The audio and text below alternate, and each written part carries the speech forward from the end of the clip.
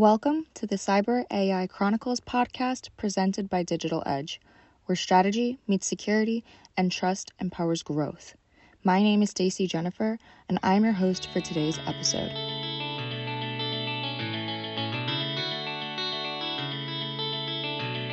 Hello, everyone, and welcome back to another episode of Cyber AI Chronicles. Today, we have Jérémie Farret from the CTO of Mind in a Box joining us, as well as Michael Petrov, the CEO of Digital Edge, to talk about the latest forms of Gen AI and cybersecurity and just having an open conversation. So, Jérémie, I will let you introduce yourself as well as Mind in a Box. Thank you for having me. Pleasure to be with you today. We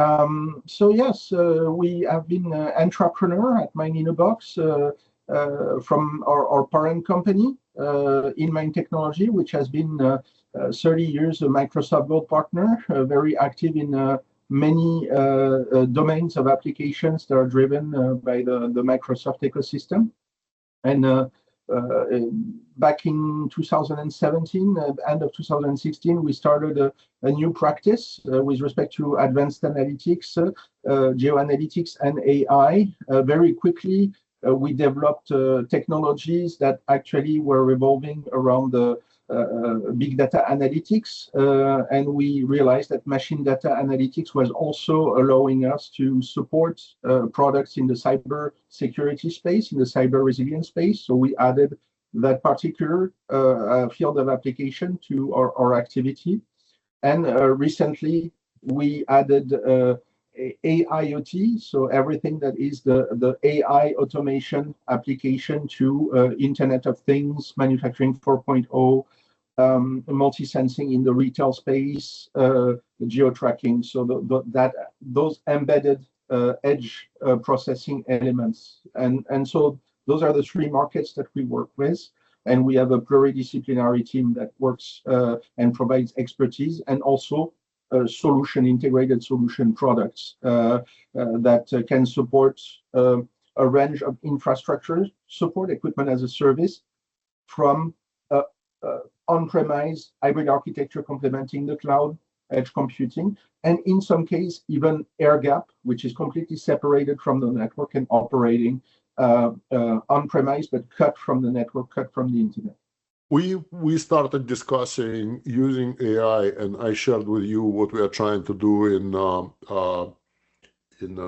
health tech industry, and especially in manufacturing, which is interesting. But I don't know, because of the current state of manufacturing, gathering the information, harvesting the information, if it's possible to even do what we were discussing. But maybe you could share your ideas and challenges, mostly like, okay, what you think you could use AI for, how to make money on it, how you can help make money for your clients, and what are the challenges, and if it's doable or not, because everybody today is like, AI will bring trillions of dollars, but it's very hard to see if anyone went further than analyze document and be like personal assistant, not even like very good.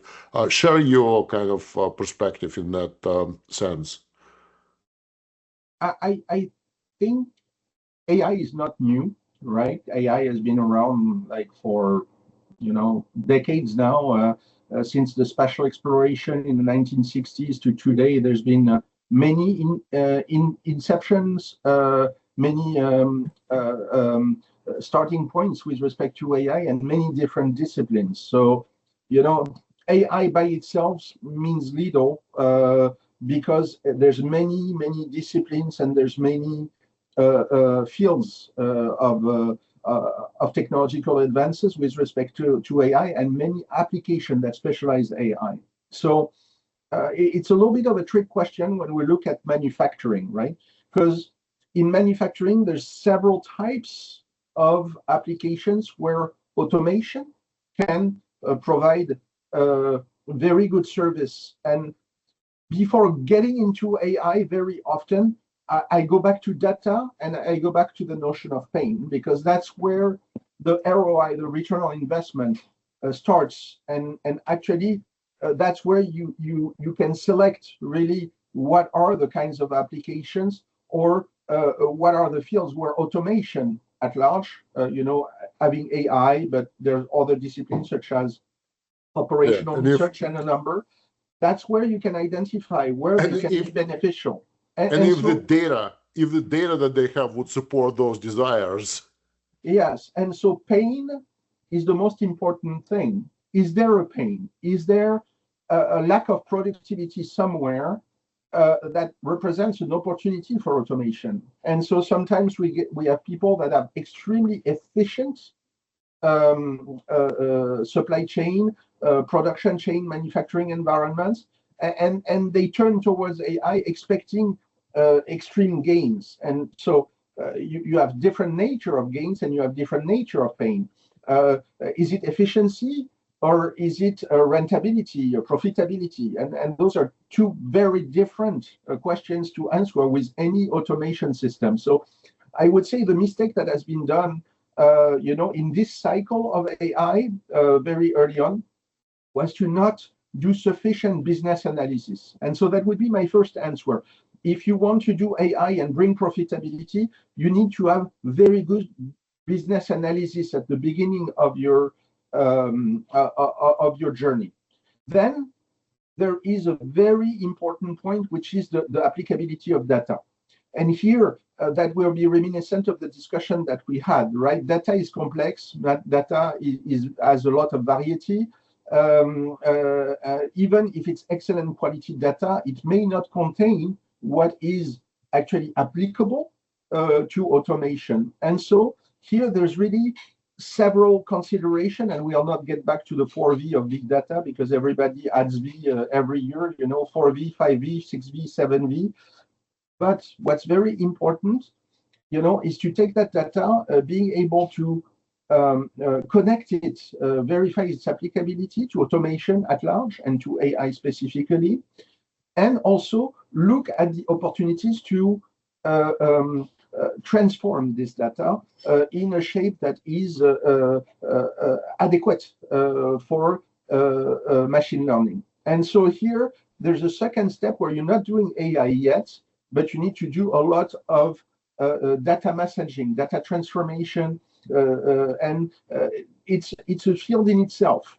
And very often you will talk to a data scientist, and database management, specific data, vertical expertise. Very often a data scientist has not been trained in those fields, and so it takes experts, of the field of application and also of the type of data that you're looking at, so that you can judge of the applicability.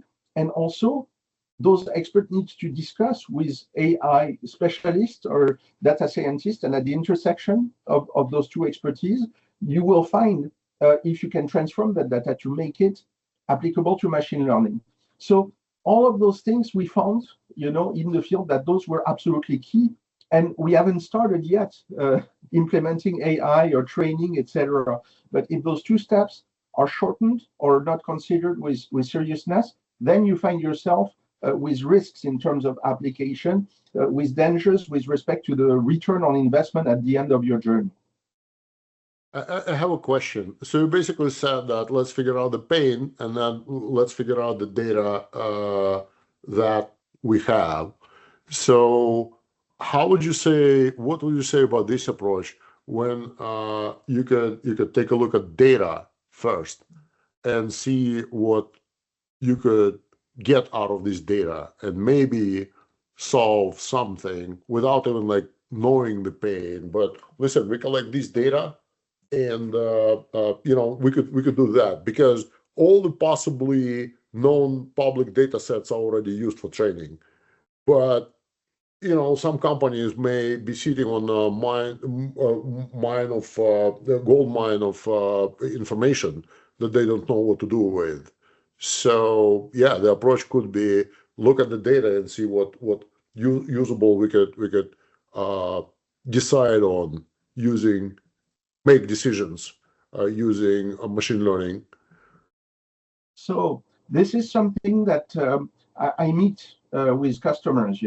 They say, I have a lot of data, I have a lot of gold, right? Because for the past decade, people say that data is the new gold. And so with data warehousing becoming data lakes, becoming data reservoir, becoming unstructured pools of data, there's been a lot of investments collecting the data into solutions that are very scalable. And so people collect a huge amount of data. To this is added open data, third-party data that is sold for a price. And so we're sitting on a gigantic amount of data. And there's this question for some customers that are rich in data to say, here's my data, what can you do with it? And so there are fields where this notion can be applied, but I would say we go towards data mining, self-service BI as a first step, to explore what data is there, what is the level of quality, what are the attributes of the data, is it learnable data, is it the data that has the right attributes to be learnable? And that's for conventional AI, I would say conventional AI of this cycle, connectionist AI, statistical type AI, neural networks, etc., where you can take unqualified data, not regarding operation, just the data, and you have ways to say, okay, this is presenting attributes, specifications that are interesting, that can be used to be able to forecast, to be able to categorize, etc., and to provide the level of automation. I would say that in order to do that already, you need exploration tools, data mining tools that have the sufficient power, the sufficient flexibility to explore those large amounts of untapped data. And then you expose yourself to the risk to invest a lot of computational power, invest a lot of energy consumption, etc., on data sets that at the end are not necessarily going to have a huge impact on ROI. And so in some fields, this could be a tempting approach to say, let's not analyze and let's look at our data and look at the best statistical way that we can produce automation from this data. But the risk is to invest a lot of resources and power, but at the end having disappointing return on investment. I would say that this kind of field, for instance, predictive maintenance, it takes a lot of vertical expertise. A smart supply chain requires to really know your operation so that you can identify where the bottlenecks are. Those fields require a lot of business analysis, right?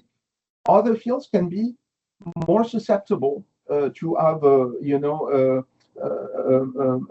multi-constraint optimization, operational research, combined with AI, combined with predictive capabilities, and could sometimes profit from that. I would say that UBA, for instance, in cybersecurity, is a particular field where capturing all your network traffic, capturing all your platform data, all your APM, and detecting problems and using AI on the entirety of the data, that's where, for instance, that's an example of a field that would benefit from that approach that you're positioning. But in manufacturing, it's more difficult because it's much closer to operation, and usually the problems to address are very precise and very expertise heavy. Yeah, but the thing is that as we were discussing before, I think that some industry wanted to have pain, and there is a desire, but there is no data. Just because they don't produce this data, they don't harvest the data. So it's like another version. We discussed first you have pain, then you analyze data and you make a decision. Then I said, oh, it could be that we have data. Let's figure out if we can solve any problems or identify and solve any pain with the data that we have. But another situation that we see on the market is that there is a pain, but there is not enough data. And we were discussing with you encoding of manufacturing of parts. We have like a visual that is very hard to parse, and whatever you do with image recognition technology today is not reliable. And if you have geometry people don't have geometry. It was very interesting what you were saying, that you could encode data about the part using drawings, and certainly like three-dimensional, or you could use step. You take this piece, you cut this size. What was that second way of recording? That's a very good example. And I would say, just to start, what you're describing, I would use it for the viewers. I would use the image of speed dating, right? You have a lot of industrial applications. You have a lot of data or lack of data out there, and there is a combination. The successful project is going to take both. It's going to take something to improve and the data to solve it. If you don't have one, or you don't have the other, or there's no corresponding between the two, there's no chemistry, then it's not going to work. So it takes a certain combination, right? So it's in some way a problem of stochastics, right? At the start is to find the right pain and to be able to create or already have the right data to be able to automate, to train, and to answer that particular problem. Now, that's the first part, right? Is that you need both. So you're right. You sometimes you don't have the data, or sometimes you don't have the pain or the problem to solve that is adapted to automation. And in order to have a successful project in that field, you need both.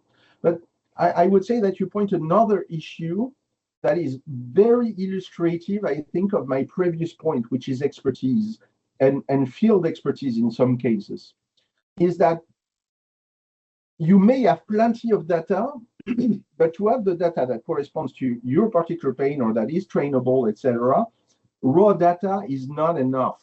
And so, you're going to need this capacity to analyze, to know enough what the models require for training, or you're going to need to know what data can be added to a knowledge base, for instance, for the large language model, for the Gen AI. Yeah, you need domain knowledge. You need the domain knowledge.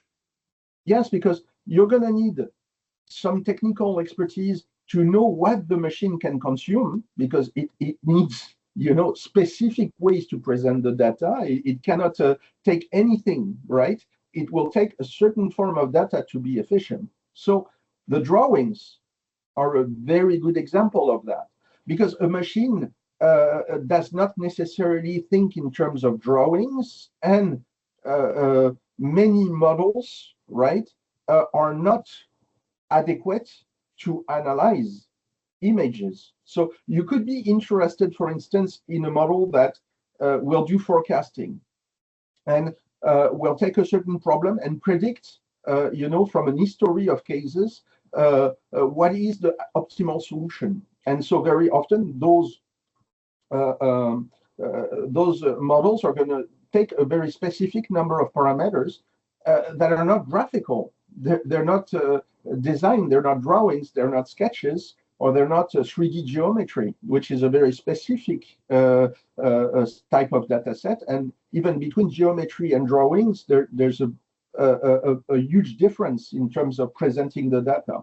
And so the kind of AI that is very agile in consuming graphical data, images, and extracting objects, segmenting, etc., being able to recognize objects, recognize information from drawings. It's the oldest kind of AI there is, pretty much, because computer vision, those algorithms that extract objects, they've been around for many decades. They were the first ones that have been designed. And I was active in the previous cycle of AI in the 90s. There was a lot already of technologies that were working on extracting objects or profiles from images. But it's not exactly the same as many of the models that do today deep learning or generative AI. And so there are steps to transform that data, to transform those images or that geometric information into something that those new generation AI models will be able to learn from and provide results. And so a large part of our previous discussion on that subject was on how do we take that geometry that an AI model will not be able to train on, or how do we take those pictures, those diagrams that a Gen AI program may not be able to parse, because very often they parse, text to oversimplify. And how do we transform, those source data so that we have data that can train a time series or a categorization AI model? Or how do we take that graphical information and we textualize it and we make alphanumerical content out of it so that a Gen AI model will be able to access that additional knowledge, that specific knowledge? I was really kind of surprised when we were discussing with you like my ideas, and you said that they were challenging, but you also said don't go that way, don't go this way. I already know it. So I was kind of like, wow, Jérémie has some serious like expertise, and you saved me hours, if not weeks of researching. So from your experience, do you think that image recognition AI or technology overall is enough to analyze drawings, 2D or 3D drawings? I'm talking about 3 images of the same part, to be able to produce geometry out of the drawings? Well, that's an interesting question, because we know that computer vision is extremely powerful, right? It's been used for decades to recognize, for instance, military targets. Terrorists. Right? So warships, We can recognize terrorists, but can we recognize I will get there.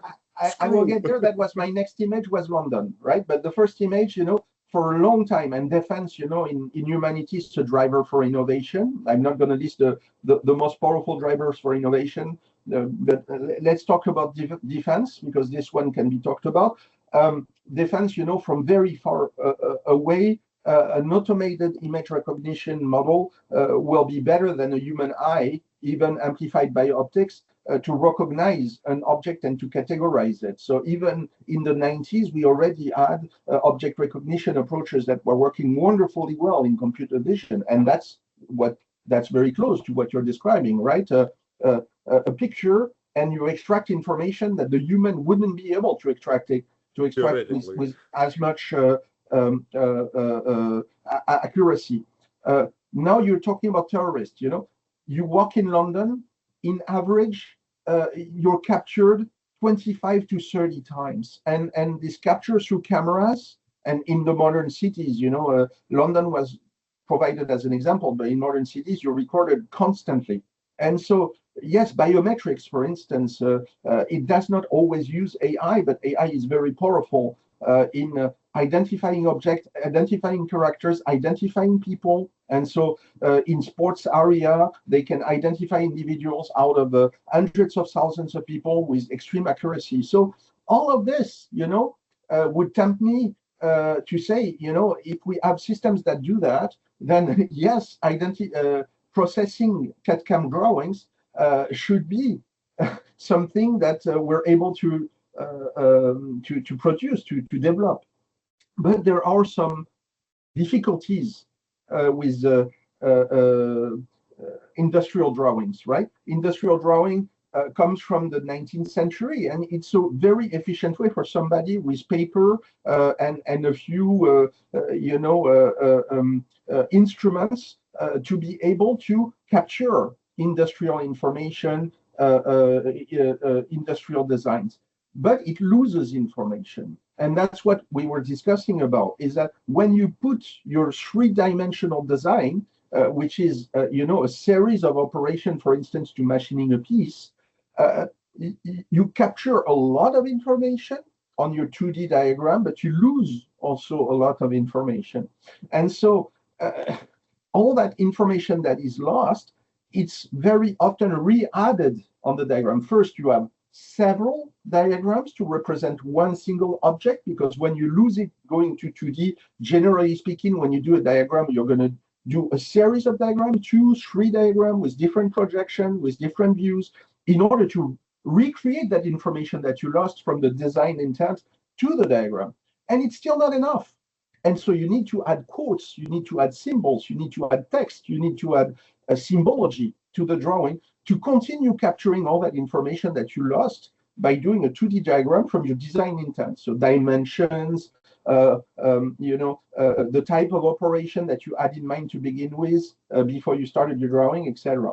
And so all of this is very complicated for a computer vision program because it's different kinds of pictures, it's different kind of objects to recognize. It's not the same to recognize 2D to 3D content, and especially 2D to 3D content to reconstruct from a series of drawings. So you need to take several drawings and to remap it into a single set of 3D geometry. And on top of it, it's not the same to scan symbols because it's different training, it's different models. And it's different to scan textual information, which is maybe different kinds of models. And at the end of the day, one big difficulty with this is that you need to put everything in the same geospatial referential. So it's not enough that you have 3 drawings, you need to map them into the same 3D space. But then all the information that you capture from the symbol, you need to embed this into the 3D geometry as well. And so that makes reconstructing geometry from graphical information exceedingly difficult right now because it's really fraught with traps, with low difficulties, but added together, that becomes a very steep slope to climb. So yeah, I just was thinking to myself, it's probably for AI, it's kind of like a weird enough, but for AI, it would be easier to recognize certain features in an image of a face, because those features we have eyes, we have nose, we have whatever. But when you take I don't know, even like a simple part, if it has like a hole in it or multiple holes, they try to draw it and how to kind of like even okay, so let's say you could pull out all the information reliably from the part, and if you wanted to put the geometry in one single table, here we go. Yes. Try how many columns you need to have in that data, and varies. I have some fidget cubes on my desk. It's not that I play with them all the time, but I have a couple because in trade show they give it to you. So I have them on my desk, and I would say that it's similar, and that's why I'm showing it to you. Is that if you know to begin with that this is a Rubik's cube, right? Reconstructing topological information from those Rubik's cube becomes very easy, and that's a little bit the same thing with biometrics from a human. Is that you know that it's a Rubik's cube, you know that it's a human face. So suddenly the topological relationship between the different elements, the remapping in the same geospatial space, the relationship, the geospatial relationship between the features, they never change, or they very rarely change. And so that's how you reconstruct. But it's very vulnerable because if you use a pattern to reconstruct that information, then that pattern becomes a vulnerability. And that's how you have, for instance, cypherpunk communities that tell you how to apply makeup to trick a biometric system. You redraw one eyebrow, you trace a few lines that change your face geometry, and suddenly you completely demolish, you completely disorient, right, the model. Very good point. Good point. But another example for Tesla, right? Tesla at the very beginning, they chose to not go with geometry, and they chose to go with geometry reconstruction from 2D, which I find interesting, because Tesla publicly advocates in terms that are very ambiguous with respect to fully automated driving, right? Which is a legal exposition. No other automobile manufacturer communicates that strongly on fully automated driving or with terms that are very ambiguous. And they do it mostly with camera feed. They don't use LiDAR. They don't use the geometry, They use it, they recognize from pictures. And a lot of specialists of the domain, they're scratching their head because it's a vulnerable feed that they iteratively try to patch up. But at the very beginning with Tesla, there were, once again, cypherpunks, activists that had detected that with 2 bits of duct tape, you could prevent Tesla from detecting some sort of signalization. So you were putting two bits of tape, and suddenly it was not a stop sign anymore. It was not, don't go that route because it's a one-way street. You were removing that capacity from the video stream to be analyzed, so symbology could be extracted as well as geometry. And so there's a lot of caution to be had with automated systems that are using, the same senses that we do, humans, because humans have a fantastic capacity to categorize what they see around them with unimaginable speed and accuracy. And right now, I would say that computer vision is the longest discipline in AI, but it's very far from the human eye with respect to interpreting the geometry around us. Yeah. So I think we are too young for the I mean, in some area the AI brain works better than our brain, but in some areas it's so behind us. So we're like totally different creatures, human and AI. We are totally different creatures. But I want to say a few words, and we have to start wrapping up. And listen, this is very interesting conversation. I would have it again, but we were not talking about some people. Okay, how do you use AI? This is prompt engineering in ChatGPT or whatever, and they would be like, what these 2 geeks are talking about, So we were talking about actually machine learning and actually try to figure out way of automatic decision making, because you also said, okay, what is the pain? Also, the question could be, what is the decision? What is the decision you are trying to make, and what data we have to support this decision?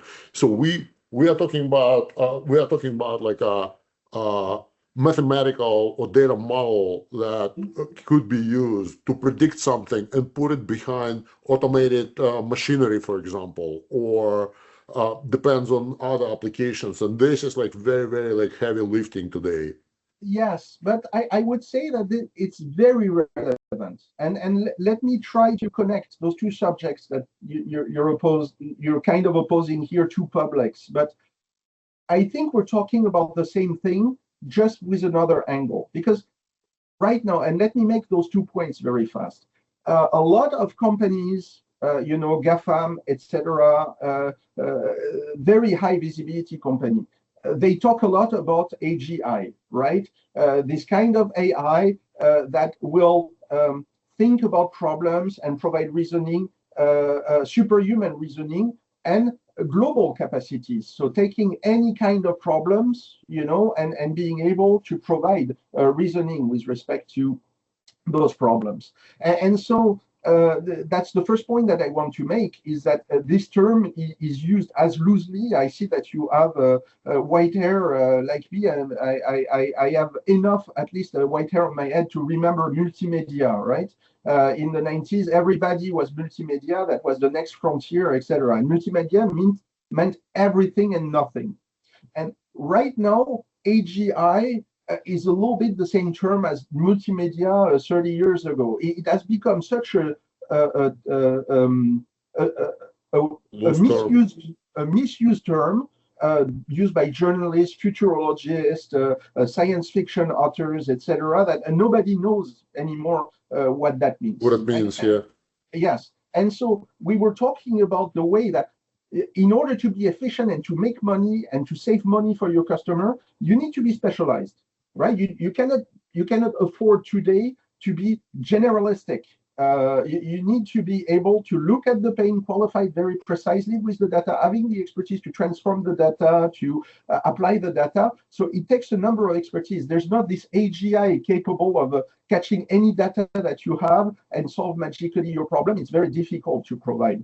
And so that's difficult. That's dangerous for a profession, because if you tell the public that there's this sort of auto-magical way to solve problem out of data, they will believe it. And when they get disappointed, they're going to kill the domain. And so that's how you create bubbles. We shouldn't do that. We shouldn't oversell AI. It's a very powerful tool, but it needs, the expertise, the vertical expertise to be well applied. And so that's the first point that I want to say, is that for prompt engineering, we're a little bit in the same domain. You hear Elon Musk talk about AGI. You hear, Jeff Bezos talk about AGI, and they talk about, generative AI as a tool that's going to provide you AGI capabilities. But generative AI is not that. Generative AI generate answers through a probabilistic, largely probabilistic process. It does not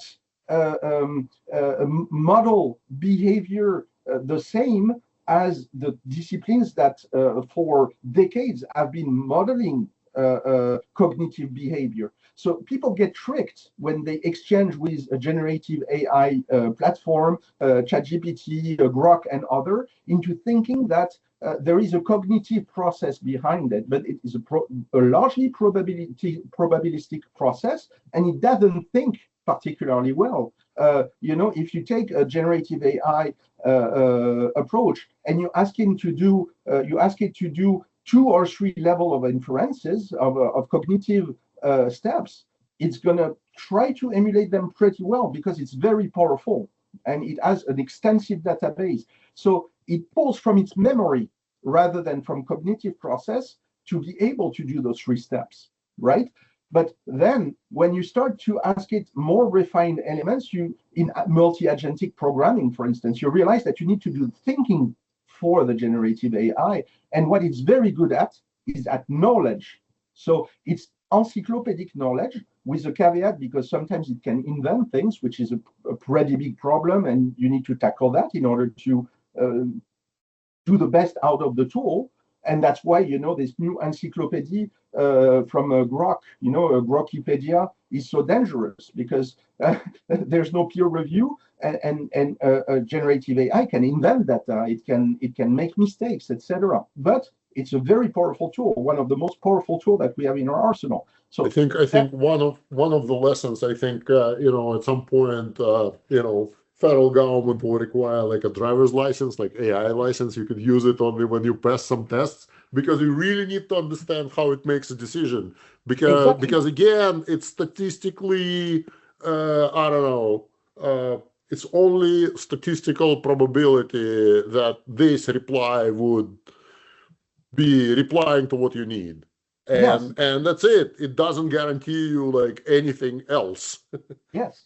And if that was said to begin with, the tool would not be considered less. People would still be enthused, because this is a fantastic tool. We've never had such a powerful tool to interrogate knowledge and to process knowledge. Right. First basic steps of knowledge, but you need to fact check it, right?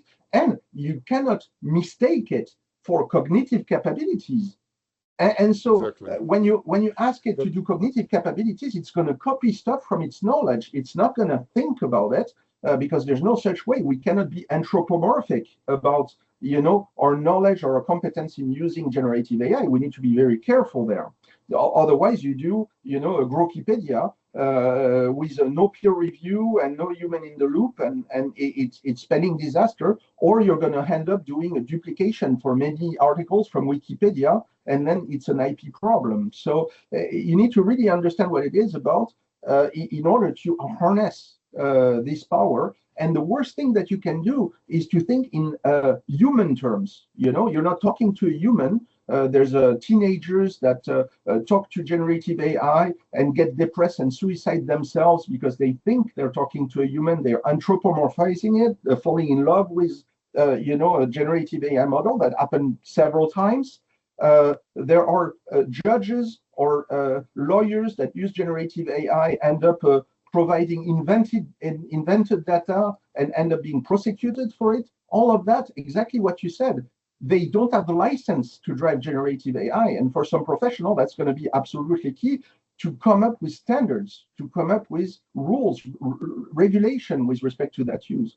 And I think we're touching to a key point, is that generative AI and AI in general is extremely misunderstood, even though we talk a lot about it. And that's very dangerous for the professionals of AI and also for the civil community. And so it's something that if this podcast can help with actually bringing attention to that point, I think that would be a very beneficial. Yeah, one of my professor in the military academy said that it's known saying that question consists at least 50% of the answer, and the question could be so dangerous because specifically in this era, because wrong question could produce wrong result, and you're asking about something, but it would be understood totally different, and statistical probability, it would come up with something totally wrong. And when it's totally wrong, you would understand it, but it could be like something wrong in legal cases, for example. And that's key for this.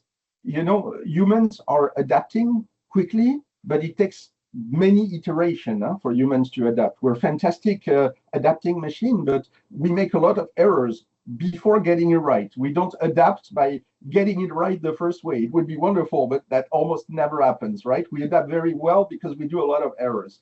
And so with education and with those new jobs that popped up from AI, we got it wrong within 5 years in many instances, right? When we train data scientists, there's a lot of disciplines that we forgot to teach them in several years in sequence. The professional that came out of those new academic training programs, in order to be efficient in the field with those industrial applications that we're discussing about, there were some key elements that were not taught academically speaking that were absolutely key. Prompt engineering. You were talking 5 minutes ago about prompt for generative AI. We started to think that we could have people applying as prompt engineers. And very quickly you realize that prompt engineering, you can have this job, but the job description is going to change every year and for pretty much every vertical and for pretty much every application. Every new version of ChatGPT, right? So what does it mean to have a resume saying prompt engineer? Because at a certain point, I would be unable, and I'm part of the profession, I would be unable to tell you what should be the academic program to train a prompt engineer. That does not exist yet. It's too emerging, it's too volatile. And also, it depends a lot on the particular application. So you say this question and this answer, the relationship between the question and the answer is particularly important with respect to generative AI, because even if you ask the same question 5 times, you have the risk to get several different answers and sometimes contradiction. So you need to be able to write this question very carefully.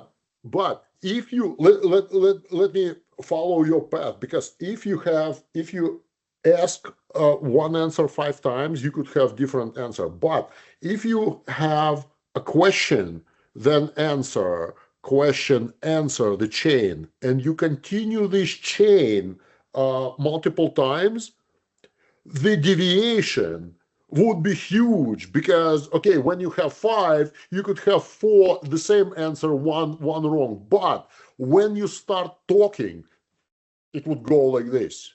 I disagree. I agree and I disagree. I agree and I disagree, because it depends. It depends. All the questions follow the answer. And so that we touch something that's absolutely key right now with large language model is how to design the conversational element. Because if you just do it randomly, you're absolutely right. You're completely right. I support your point 100%. You're going to have divergence.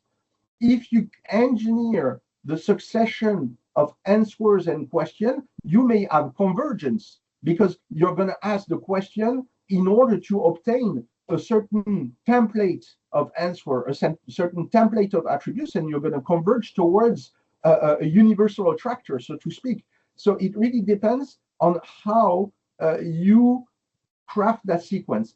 And very often I see people that do Gen AI, and they have in their mind that the question should always have the right answer, and that they should work on the data, they should work on the RAG. Nothing could be more wrong. And very often, the key to mitigating that volatility of answer is to iterate on the question. So a user asks a question, and you use generative AI to clean up the question. So you're going to take that question, and rather than working on the answer, you're going to analyze the question with a certain number of rules, and you're going to reformulate the question, and then you ask further question if you don't have sufficient information. And using Gen AI that way, yes, you increase the CPU load or the GPU load, but you converge towards a better performance of answer, but it's never 100%.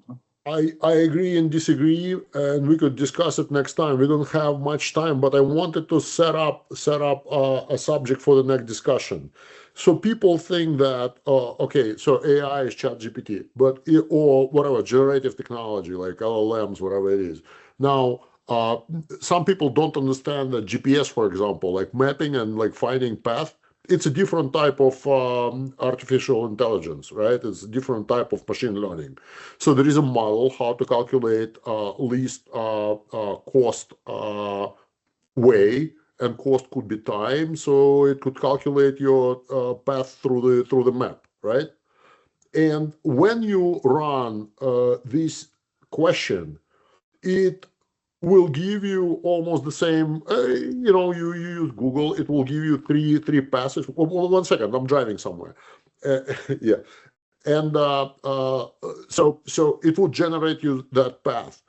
It is using I would say, totally different mechanisms that LLM would come to the conclusion. So question, if you take LLM technology and try to make a path inside in the map, I would say that the results would be like widely different from, because one machine learning is more kind of, okay, this is my model. This model is made to do this and nothing else.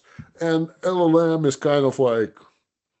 But it's a certain, and we're specialists of that. We do fleet optimization. We've had scale AI programs with respect to this. We worked extensively in that field. And I would say that AI can be used for predictive KPIs, such as, okay, we're going to predict that you're going to take that amount of time to go through the path. But in order to optimize the path, right, that's not something, and that's completely coherent with our entire discussion, is that you're not going to use Gen AI to optimize a path in a graph, in a circulation graph. And that's what I want to say. And I will go further one step, is that I would say AI can help, but AI is, in many cases, by far not the best technology to do graph optimization for transport. And what you will You're find talking about generative AI, right? No.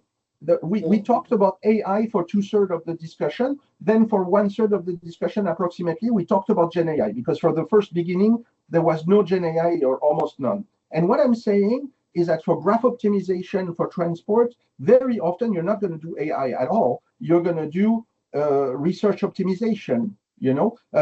So if you do research optimization, that's where you're going to get a stable answer from Google, because Google is not going to use AI to do the optimal path planning. It's going to use, geeks algorithm is the candid way to do that. But then you're going to do graph optimization, graph calculation with tools that have been designed, for a large amount of time. But operational research, is going to give you very often the best of tools to have a stable answer, an optimal answer, or 2 or 3 answers depending on the number of criteria that you have. Like, I don't want to pay tolls. Don't you still consider it as a artificial intelligence or like machine learning?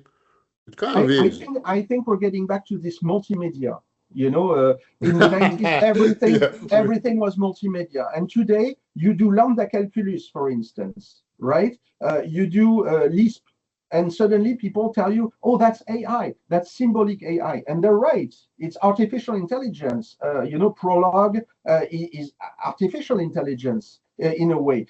But it's not the deep learning or machine learning. Right. So what is AI? Is it computer vision? Is it generative AI? Is it a time series analysis and predictive capabilities?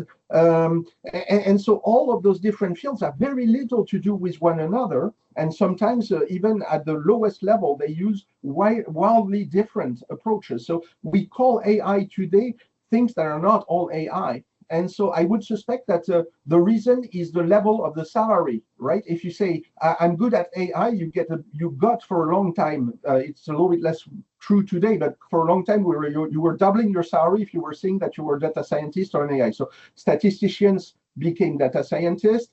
People that were doing lambda calculus, they became data scientists or AI people. But the truth of the matter is, those are very different disciplines. So if we talk about operational research, for instance, or RO, however you call it, it's pretty distinct, and it doesn't use at all the same kind of technologies. And so it doesn't have the same kind of weaknesses and strengths, right? It's not going to have the volatility of Gen AI because it's more a classification approach than a probabilistic approach. And so that's how Google is going to tell you, at the right time, if you want the best way to get to the grocery shop, the closest grocery shop from you, it's going to give you the same answer always, rather than the Gen AI, because it's behind it, it's a different kind of technology. I just wanted to bring that awareness that these are totally different mechanisms, and people think that everything is AI, but they're totally different. But listen, we have to wrapping up. And I wanted to offer you a challenge for another podcast. Why don't we think and come up with the subject suggestions to investors, because so much money into people are pouring so much money in the AI. Why don't we come up with a podcast saying geeks advice to investors to financial dudes? It's risky, yeah.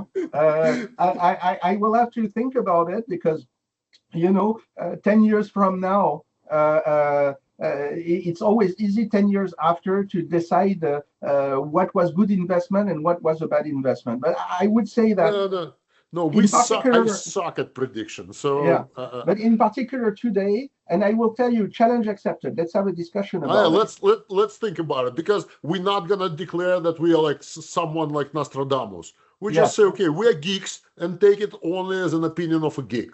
Yeah, and we know we know that the equity market right now is very high, and we know that the AI market is even higher.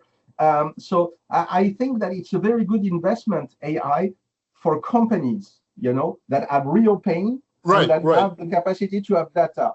For investors, if they made a lot of money with the Seven Magnificents until now, they can continue, to run risk and to have great profit, at the risk at some point that there is a correction with respect to the financial market. Because every single technology for the last 40 years, at one point got overinvested and corrected itself. It's a little bit the name of the game. So when would it correct itself? When do you need to go, I don't know, to quantum? Some people say nobody knows. In 25 or in 35 years, the boss of NVIDIA says about quantum. But at a certain point, you could have asked me, where do you invest in quantum to make money? So it's a difficult question. Let's save it for another conversation. So thank you very much for very interesting dialogue.